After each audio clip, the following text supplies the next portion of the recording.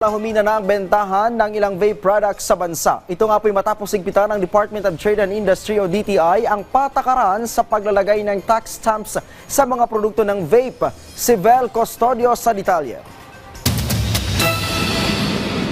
Apektado ang mga vape shop businesses sa paghihigpit ng Department of Trade and Industry sa patakaran ng paglalagay ng tax stamp sa mga vape products. Ang vape shop na ito, nagdedelikado na magsara dahil dalawang vape brands na lang ang naititinda nila na may tax stamps.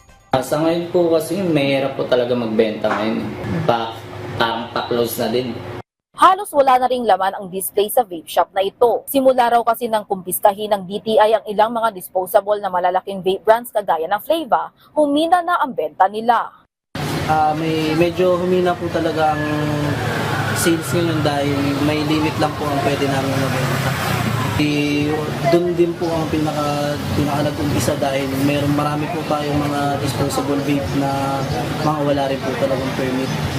Hinainan na ng formal charges ang ilang manufacturer, importer, distributor at retailer ng siyam na vape products, kabilang ang Snow Plus, Instabar, Dencat, Geek Bar, Vape Gin, Wave, Boss, Devox Bar at Uzo. Lumabag ang mga nasabing vape brands sa Section 4 ng No Tax Stamp sa ilalim ng Republic Act No. 11900 o Vaporized Nicotine and Non-Nicotine Products Regulation Act. Bagamat limitado na ang pagpipilian ng mga produktong vape, pabor pa rin naman para sa vape user na ito ang paghihigpit ng gobyerno sa paggamit ng kaukulang dokumento sa pagbebenta ng vape. Parang yung natanggal yung pag-smoke at sa LLC. Kasi usok lang naman ang hapon ko sa LLC. Ayun lang naman.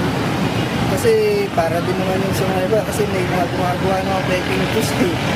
Para maiwas din sila sa karoon sila ng sakit. Iba nagkakasakit talaga. Dahil yung ginagamit nila, mura nga. Pero masakit naman.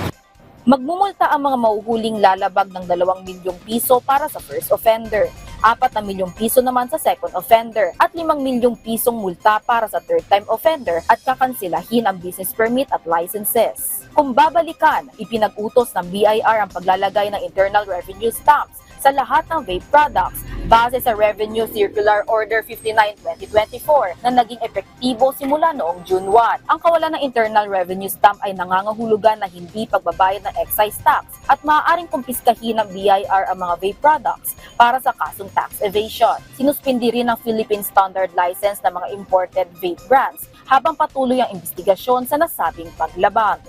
Vel Custodio para sa Pambansang TV sa Bagong Pilipinas.